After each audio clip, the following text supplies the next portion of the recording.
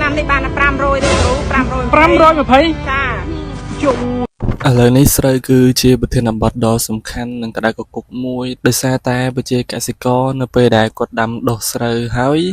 ស្រូវមានតម្លៃទាបដូចនេះគឺធ្វើឲ្យមានការប្រតិកម្មខ្លាំងមែនទែនពីសំណាក់កសិករជាច្រើនដែលគាត់មានការរអ៊ូរទាំពាក់ព័ន្ធជាមួយនឹងតម្លៃស្រូវនៅពេលបច្ចុប្បន្ននេះបើនិយាយពីតម្លៃស្រូវគឺវាមានបញ្ហាជាច្រើនដែលបូកលោកបញ្ចូលគ្នាដែលយើងអាចមើលឃើញទាំងអស់គ្នាថាទី1ពាក់ព័ន្ធជាមួយនឹងបញ្ហានៅក្នុងសង្គមក៏ដូចជានៅលើសកលលោកទាំងមូលទី2គឺពាក់ព័ន្ធជាមួយនឹងគុណភាពស្រូវវាមានស្រូវល្អលេខ1លេខ2ហើយនិងលេខ3ជាដើមទី3គឺពាក់ព័ន្ធជាមួយនឹងឈ្មួញកណ្ដាលដែលគាត់ធ្វើការទិញស្រូវរបស់កសិករគឺគាត់មានការបន្ទាបតម្លៃខ្លាំងមែនតើអ្នកគ្នាដែរឆ្នាំនេះគឺជាឆ្នាំមួយដែលស្រូវមានតម្លៃទាបខ្លាំងហើយមួយទៀតគឺរឿងដែលកំពុងតែកើតមានក្តៅនេះគឺពាក់ព័ន្ធជាមួយនឹងឈ្មួញកណ្ដាលដូចគ្នាដោយសារតែមានពលមានលេចឮថាមានឈ្មួញកណ្ដាលដែលគាត់ទិញស្រូវដោយកាងតែម្នាក់ឯងនៅក្នុងខេត្តអញ្ចឹងណាគ្នាហើយបញ្ហានេះក៏កំពុងតែមានការស៊ើបអង្កេតពីសំណាក់ក្រសួងពាក់ព័ន្ធផងដែរតែអ្វីដែលអាចជួយកសិករឲ្យទទួលបានទិន្នផលខ្ពស់ក៏ដូចជាទទួលបានតម្លៃថ្លៃសម្រាប់ដំណាំស្រូវនាពេលតទៅមុខទៀតឬក៏ឆ្នាំទៅមុខទៀតគឺពាក់ព័ន្ធជាមួយនឹងការចូលជាសហគមន៍កសិកម្មទំនើបអ្នកគ្នាដឹងហើយថាសហគមន៍កសិកម្មទំនើបគឺជាសហគមន៍មួយដែលកិច្ចសន្យាជាមួយនឹងឈ្មួញដូចនេះនៅពេលដែលកសិករចូលជាសហគមន៍កសិកម្មទំនើបគឺមិនមានឈ្មួញកណ្ដាលណាដែលអាចកូរតម្លៃឬក៏រញ៉េរញ៉ៃពាក់ព័ន្ធជាមួយតម្លៃស្រូវបានទៀតទេតម្លៃសែនរហូតដែលល្អគឺ1250ពីដំបូងខ្ញុំក៏មានអារម្មណ៍ថាមិនទាន់តែទឹកចិត្តទេតែដល់ពេលឥឡូវ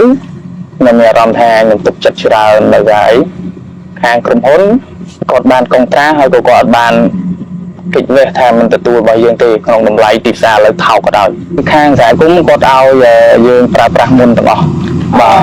អញ្ចឹងស្រួលសំបីប្រធានសហគមន៍គាត់បាននិយាយដែរថាទីផ្សារថ្នាំខាងសហគមន៍គាត់បញ្ចុះតម្លៃឲ្យ200ថែមទៀតអញ្ចឹង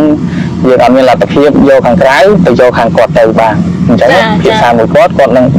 រកដំណោះស្រាយឲ្យចាអញ្ចឹងមានន័យថា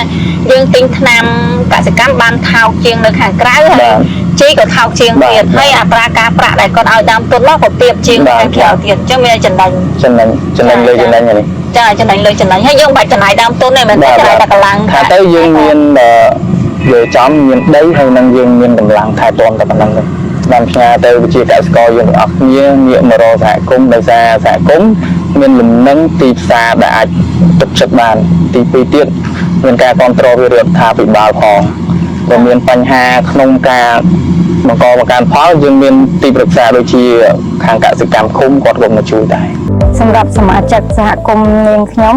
ផលិតស្រូវ